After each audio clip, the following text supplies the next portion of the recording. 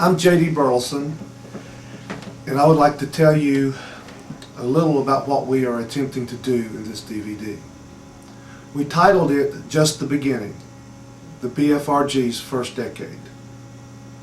When John Hull Burleson and I started this group, we knew there was a great deal of work that had already been done to document the Burleson family heritage.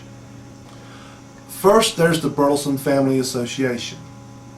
It's a non-profit organization that was formed in March of 1981. Its purpose is to bring members of the family together in order to participate in the collection, preservation, and publication of genealogical and historical records pertinent to the Burleson and related families. The BFA and the bulletin it publishes is a great source for Burleson family history. In this DVD, P.K. Burleson will tell you about securing the stone for Isaac Burleson Sr.'s grave and everything that was involved in that effort.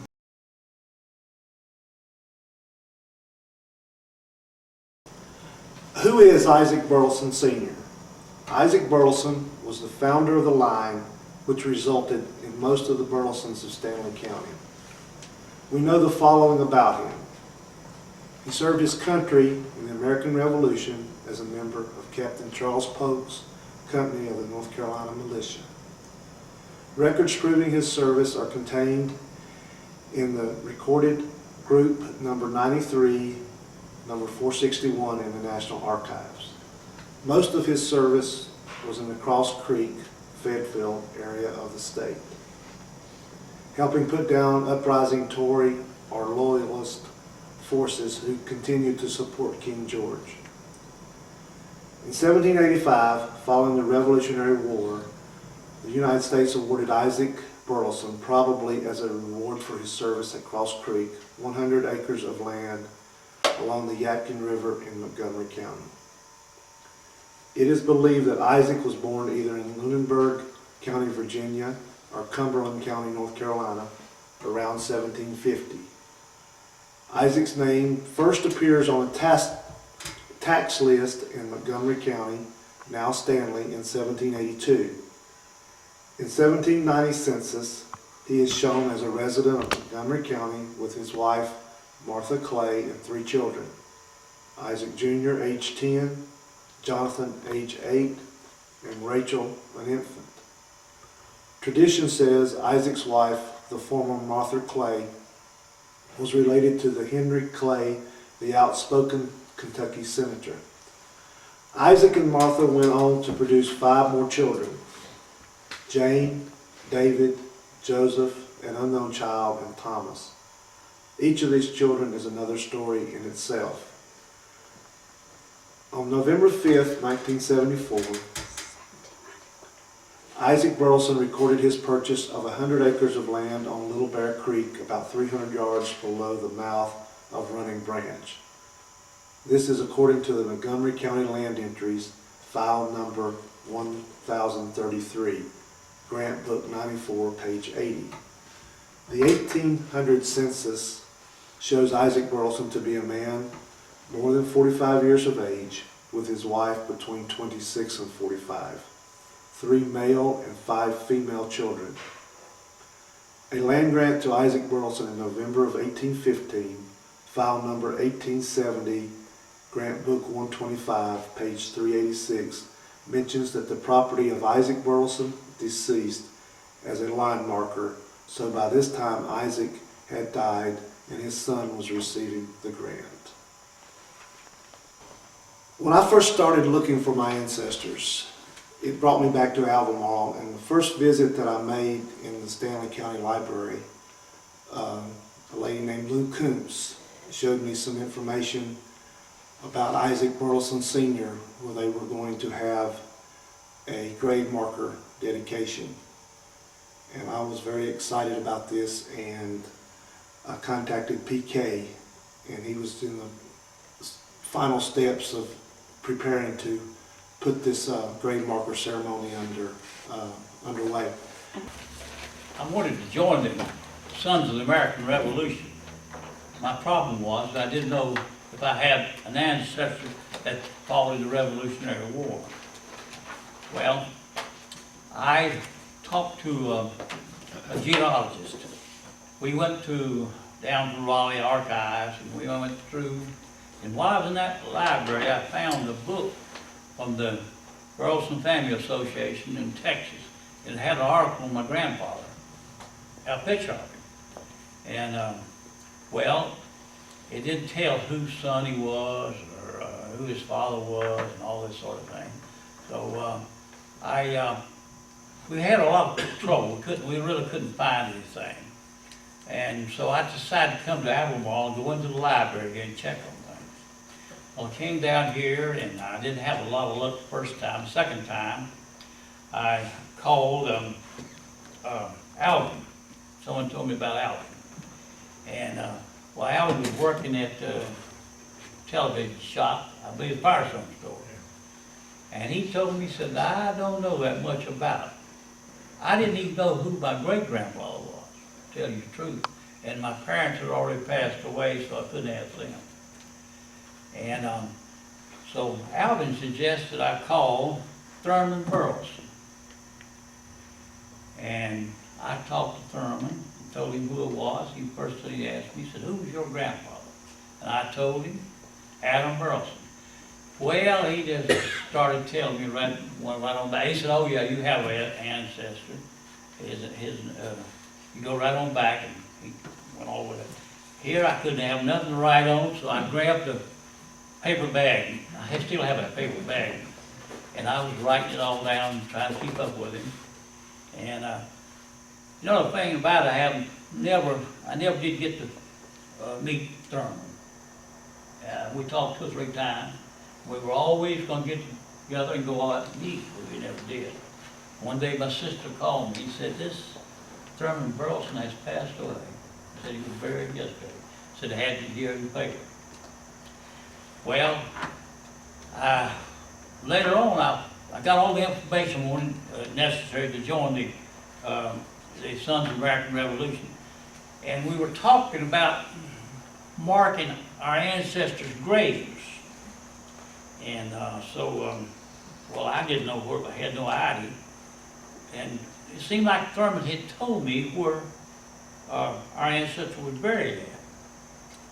And so, but there's a problem. So I wrote a letter to a lady here at the library and asked her, did she know who, I knew Thurman was working with some other folks going looking at graves, who some of those people might be. Well, she contacted Ronnie. Ronnie said that I could call him and we'd get together, and we did. I was somewhat uninterested in genealogy. Didn't have time. Dad got to the point where he really liked investigating. And on Sunday afternoons, for many Sunday afternoons in a row, he'd want me to go with him and investigate old graveyards and try to read the stones, because his eyes weren't as good as mine. And he got me involved because of necessity, I guess. But he was traveling like PK. He traveled to Washington, D.C., and he traveled to Raleigh, and he traveled to courthouses all around, and he got census records. But he just talked to a lot of different people. Went to the mountains of North Carolina, went to the Burleson Family Association meetings in Texas, and more than once. This one with Isaac Sr.'s grave, he was really excited being able to find it. That was part of the problem, is trying to find it. He had a couple other guys that was interested as well and knew the territory, and it's basically just trying to piecemeal together conversations and people that knew somebody that knew somebody that knew somebody, just like we do until yet. And I know he and Mom did a lot of writing things down, and we always talked about, we need to get this written down. And he got involved with the association here at the library about the cemetery, and they printed a book about a lot of abandoned cemeteries. And I helped him get involved, and I helped him with some of that work. But I think really after they published that book, then he got unable to really do a lot of work. But he did do a lot of, like, trying to at least document here at the library what he had found out. For his vast research and contributions, the Burleson Family Research Group dedicated the first issue of the Recollections to his honor and memory. And then I found that a government veterans, it's not the Veterans Administration, it's the Veterans Association of the federal government, has a plan that you can get a stone for any ancestor that fought in any war, with even the Confederate, free of charge, no cost. And they have a form. Well, we got this form, we filled it out, sent it off. Month and a half went by, I didn't hear a thing, not one thing. So I thought, well, this didn't work out, I'll call and find out. My wife and I was sitting out in the yard on a shade tree one sunny afternoon, and big truck, tractor trailer parked down in front of our house, way down the road. Here comes this guy walking up trying to build a lake. I have no idea what he had. He said, "Are you expecting a monument?" I said, "What?" He said, "A monument." I said, "Not that I know of." And it dawned on me, yeah. I was thinking about tombstones of a monument. I guess that's what threw me off. And here it was, and this thing, I forget how much it weighed, several 200 or 300 pounds, and solid granite, and no one that unloaded it for us. Well, we got the pickup truck, and we backed up the truck and some 2x6s, and we pushed it down the truck. I signed the bill of lading. I have all that information right here, all the bills of lading and the letters and everything, if anyone would like to see it. And so we decided on dedication day. In the meantime, this guy had called me. And he had come back and talked to someone, and he wanted to know what I knew about it. But he didn't know anything about this tombstone. I said, "Well, we're going down Friday to put that stone up." He said, "Oh my gosh, you are?" I said, "Yes." He said, "Could you make that Saturday?" I said, "No, we've already got the plans. Everybody, we had plans. I done had the cement, the jugs of water, the stone, the wheelbarrow, the pickup truck, and we was all ready to go." And so I contacted PK, who advised me that they were coming down on May the 5th to cement the stone in and to put the plaque on. And he invited me to join them on that Friday. And that was the first time that I visited the grave site of Isaac Burleson Sr. There was several people there that day. Aaron Burleson, who was PK's brother, and his wife, Nat Clark, his wife Martha, me and my wife Carol, and Ronnie Burleson, who was the one that was instrumental in showing us the location. Ronnie had knowledge of the gravesite through his father, Thurman Burleson. And we kind of cleaned out the area and put in the cement and planted the stone right in front of the marble slab that identified it from the floor. Well, anyway, we dug a hole and set the stone in, poured the cement in, and poured the water around it, cleaned it up a little bit. And all those people are not still with us now. 4 have passed away since those days. And then a couple weeks later, I wrote Ronnie Burris, the owner of the property. I believe he lived in Oakboro, and he said it's all right to have this dedication, and we turned up a month or so later, and I believe we had approximately 100 people there for the dedication. And at the time, and it still may be true, that was the largest number of any dedication the SARs had. We had the former national pastor for the SAR there, and we had the state president there. And our congressman was coming at the last minute, something happened, I don't know what it was now. He wasn't able to make it. And incidentally, our congressman is a member of our SAR, Sons of American Revolution. Well, first found out about the Isaac dedication was, actually I seen it in the paper, And I hadn't I have been doing some research all along, but I didn't really have a whole lot. And I didn't have any contact with anybody that knew anything other than just family.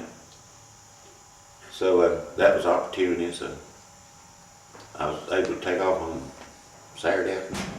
I didn't know where it was going to be, but by direction from the paper, drove on over, and it's a big enough crowd there, wasn't no trouble to find. Went on in, and then one thing I noticed is everybody there, I thought I knew all the Burlesons, and I didn't know very few of those. And most of them was out of towners or people I didn't know.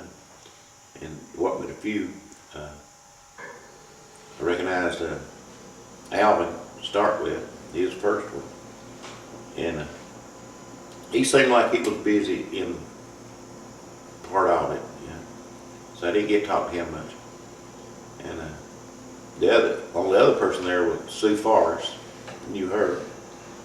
So as we were standing around watching what was going on, me and her was talking about, didn't neither one of us know much about Isaac, or exactly what we heard that, that was our ancestor. I had done some research, but I didn't really know much about Isaac, or how he connected, or how I connected to him. And Grandpa Billy was just about as far as I could go back, and everybody ever heard, my age and older, everybody heard about Grandpa Billy and his escapades. And we knew they're linked to there, but after that, everybody was a different family, and I guess that's one reason everybody thought they wasn't kin to any other Burlesons. Like all my crowd, we went back to Grandpa Billy, and anything past that wasn't important, I don't guess.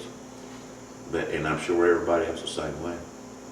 One thing the group has done, like Hilda says, they brought everybody together.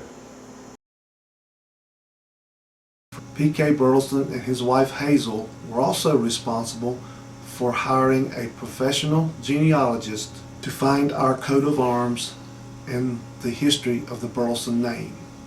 And of course, I was glad to make a call to Professor Luther Bird at Elon College, because he was well known in that area for doing research work.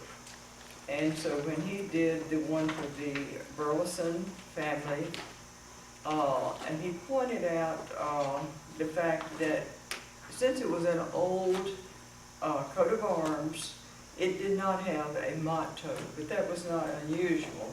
And the interesting thing about this was he found that the original name of Burle, B-U-R-L-E, became Burleson. And this name appeared in northern England near the Scottish border very early from English records. And they mentioned a Hugo Burleson in 1202. And there was also a mention of John Burleson about 8 years later. And I thought that was interesting, but of course there are places and families we have not been able to make a connection, but this, I think, has given us a start. In this DVD, we would like to show some of the accomplishments that the group has completed in an attempt to document the Burleson family heritage. First, we invited everyone to a filming session in the Stanley County Library. We filmed them talking about how they found out about the BFRG and their thoughts related to the group. From this, we want to show as many different family lines as possible. For each participant, we will show their families and their ancestry back to Isaac Burleson Sr.